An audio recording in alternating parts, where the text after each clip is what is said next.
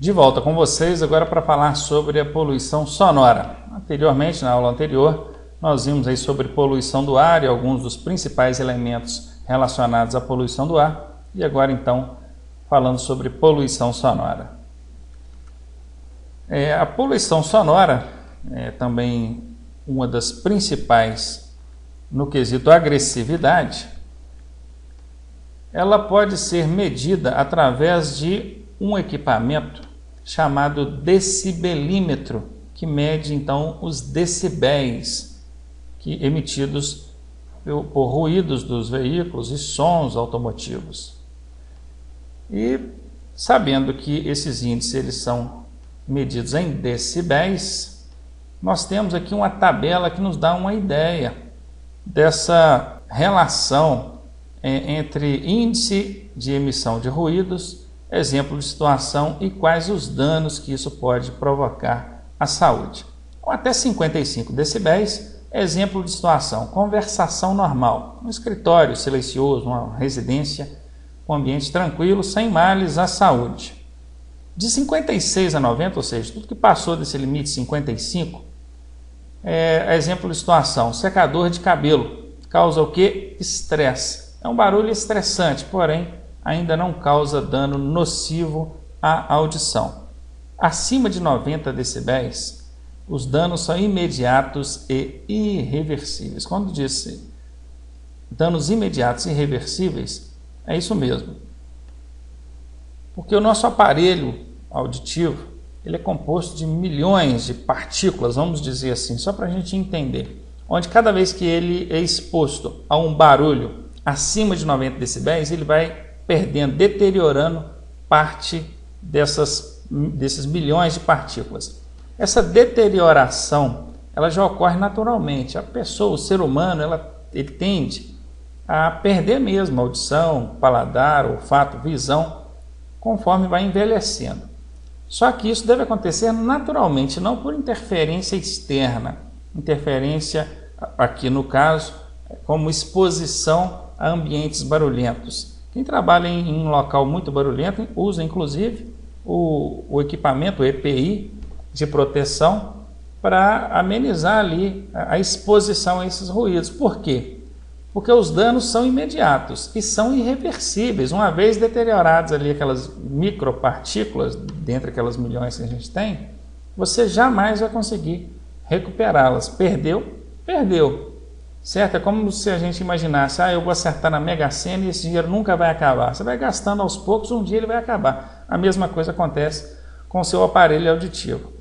E a situação ela é tão preocupante ao ponto de termos fatos registrados, registros aí de pessoas que com 10 anos, 5 a 10 anos exposto a um barulho acima de 90 decibéis, isso constantemente contínuo, e trabalha num ambiente onde o barulho fica acima de 90 decibéis, ele fica ali 8, 10, 12 horas do dia dele exposto àquele barulho. Essa pessoa entre 5 e 10 anos perdeu totalmente a audição. E lembrando, é irreversível. Perdeu, já era. O artigo 230 do Código de Trânsito Brasileiro, lá no item 18, diz que é infração grave, 5 pontos, a emissão de ruídos acima do recomendável tolerado pelo CONAMA, que é o órgão que regulamenta a emissão de ruídos emitidos pelos veículos. Prestem atenção nessa tabelinha, que isso aqui é questionado em prova, tá? Recomendações: desligar o motor nas paradas prolongadas, manter em dia a revisão e manutenção do veículo, observar a vida útil dos filtros de ar e de óleo, assim você vai estar contribuindo aí para a diminuição da poluição do ar. Verificar o estado de conservação do escapamento, não utilizar equipamentos sonoros indevidamente. Todas são recomendações para um motorista sustentável. Legal isso, vale a pena anotar e registrar em nossa mente para tentar seguir alguns desses passos, quem sabe até todos eles, e assim está contribuindo diretamente para a melhoria da nossa condição no meio ambiente. Infrações comuns relacionadas a isso aí, ao desrespeito a essas normas. Usar o veículo para arremessar sobre os pedestres águas ou detritos, artigo 171 do Código de Trânsito Brasileiro, é uma infração média, 4 pontos, R$ 85 a pagar. Talvez vocês estejam me perguntando, mas qual a relação disso aí, arremessar detritos em alguém? Qual a relação disso com o meio ambiente? Não com o meio ambiente, mas com cidadania, certo? Quando você passa dentro de uma poça d'água, molha alguém, você está desrespeitando o direito desse alguém, desse terceiro, desse outro cidadão. E como esse conteúdo aqui envolve cidadania e meio ambiente, então está relacionado aí para vocês. Inclusive, gente, até é curioso, né? Tem gente que não sabe disso. Olha, passou dentro de uma poça d'água e arremessou ali águas ou detritos num outro pedestre, infração de trânsito. Atirar ou abandonar na via objetos ou substâncias, infração média, 4 pontos também. Usar a buzina de forma prolongada ou sucessiva, ou nos horários e locais proibidos. Infelizmente, essa é uma infração só leve, apesar de incomodar tanto, né? 3 pontos, R$ 53 a pagar. Usar equipamentos de som com frequência acima do permitido, infração grave, da retenção do veículo, 5 pontos no prontuário e a multa é de R$ 127,69. E aí mais uma, transitar com o veículo danificando a via, derramando a carga, combustível ou óleo. É uma infração gravíssima, com retenção do veículo, 7 pontos no prontuário, R$ 191,54 de multa a pagar. Importante guardar essas infrações aí, tá, gente? Decorem elas. De qualquer forma, lá na parte de penalidade, vocês vão ter que estar estudando isso mesmo. Aqui, você já não vai precisar de ficar preocupado em decorar lá. Você já vai agrupar, relacionar essas infrações ao contexto do que nós estamos falando. Veja aí o tipo da infração, a natureza dela, se é leve, média, grave ou gravíssima, e quantos pontos. O valor em reais certamente não vai ser perguntado na sua prova. Órgãos ambientais que controlam aí esses danos causados pelos veículos ao meio ambiente. O IBAMA, o CONAMA, o CISNAMA e o ISMA. E tem também o FEAM. Eu achei que aqui fosse especificar o que significa cada um, não especificou, então vamos falar. IBAMA, Instituto Brasileiro do Meio Ambiente e Recursos Naturais Renováveis. CONAMA, Conselho Nacional do Meio Ambiente. Esses dois, tá, gente, requerem uma atenção especial, que são os que realmente são falados em prova. CISNAMA, Sistema Nacional do Meio Ambiente, Sistema Municipal do Meio Ambiente e Fundação Estadual Ambiental. Só uma dica, os órgãos ambientais normalmente vão terminar com MA, observaram? Ou AM. Com isso, se na sua prova perguntar ou pedir para você identificar dentre as alternativas um órgão ambiental, você já vai logo identificar pelo finalzinho o MA ou o AM. Os órgãos ambientais normalmente terminam assim.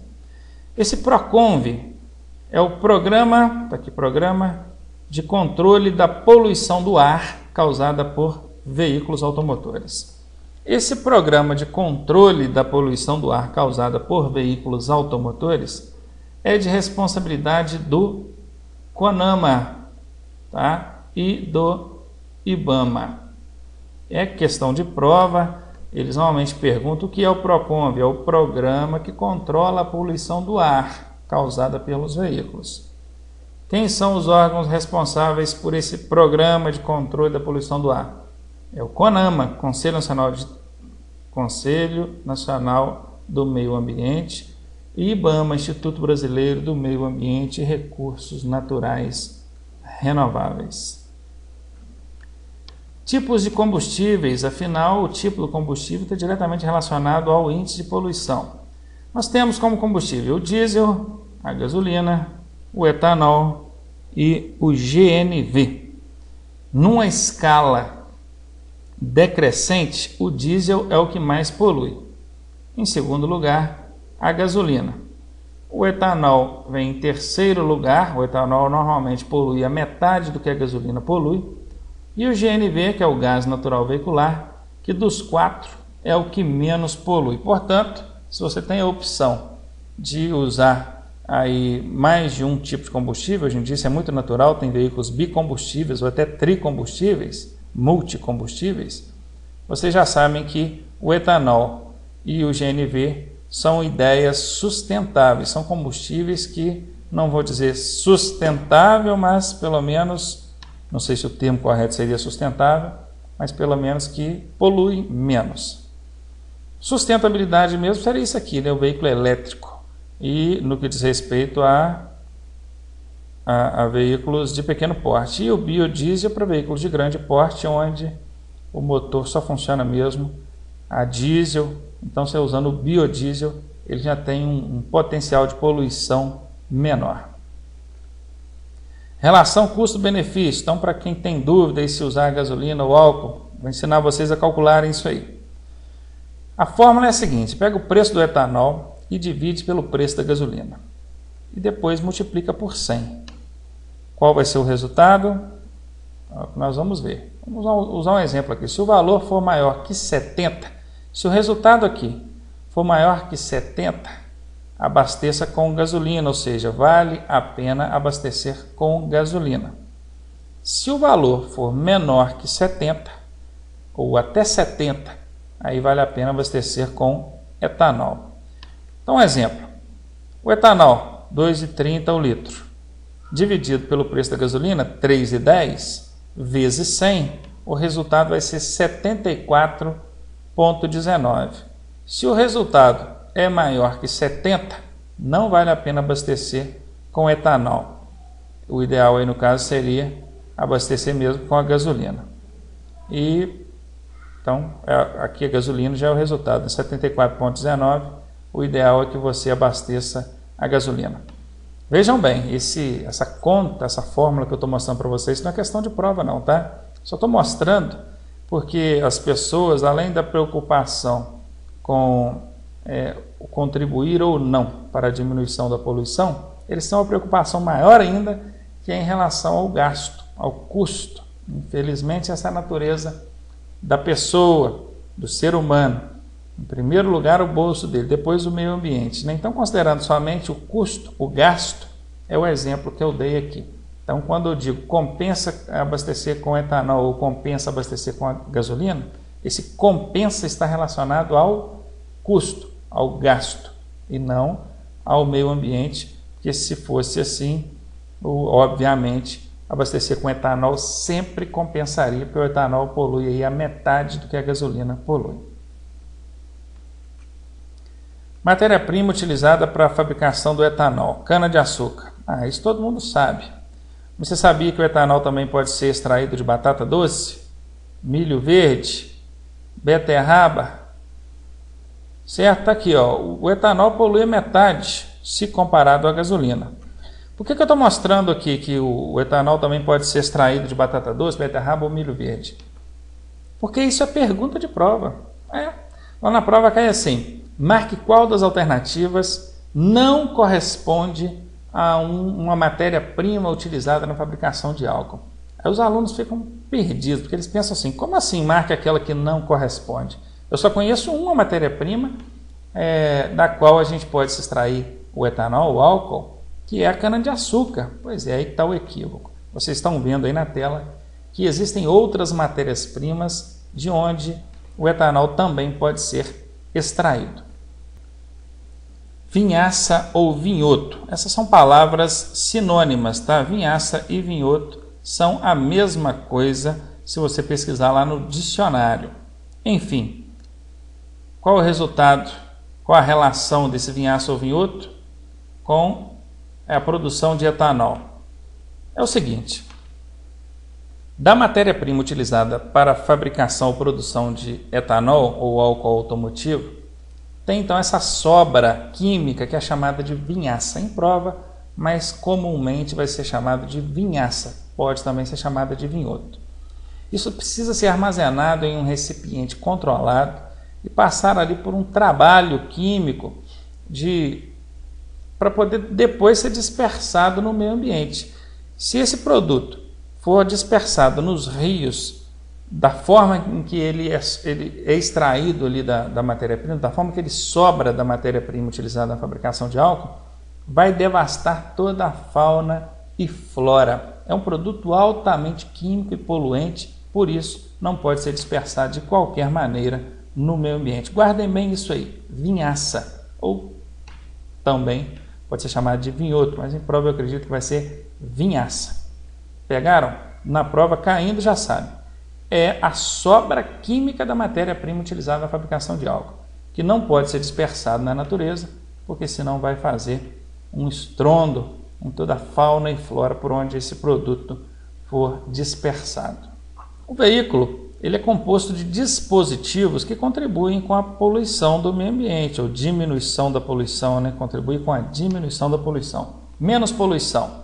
Então vamos lá. O catalisador, o canister, a injeção eletrônica, o silenciador e o kit GNV, que não é um equipamento do veículo, mas é algo que você pode adaptar e que também contribui. O catalisador, ele fica no escapamento do veículo, certo? Ele tem a finalidade de quê? De reter os gases que saem do motor do veículo, resultante das explosões, diminuindo então, ou praticamente eliminando totalmente a emissão desses gases no meio ambiente. O canister é um dispositivo absorvente que fica no tanque de combustível do veículo, absorvendo os vapores de combustíveis, evitando que esse combustível possa ser dispersado, esse vapor de combustível também possa ser dispersado no meio ambiente. A injeção eletrônica é um dispositivo ou um conjunto de componentes que veio para substituir o sistema de carburação. Lá na parte mecânica a gente vai falar melhor sobre isso. Ele proporciona uma melhor queima do combustível, evitando então excesso de queima de combustível, consequentemente diminuindo a poluição ambiental. O silenciador, também encontrado no escapamento, ele tem a função de abafar, diminuir os ruídos resultantes das explosões do motor, e o kit GNV, que vai possibilitar o seu veículo a utilizar como combustível o gás natural veicular. Aqui ainda falando sobre dispositivos de veículos, já falando mais detalhadamente sobre cada um deles. Já até expliquei para vocês, né? O catalisador é o que fica lá no escapamento, vejam, suporte na forma de colmeia, saída de gases não tóxicos.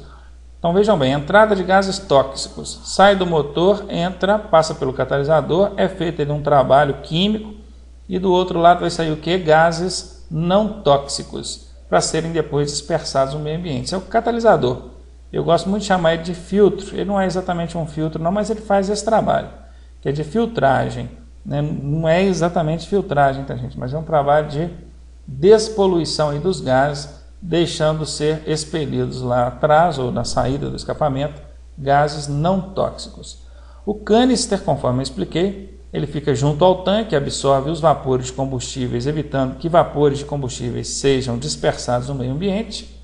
A injeção eletrônica é um conjunto de componentes que veio para substituir o sistema de carburação.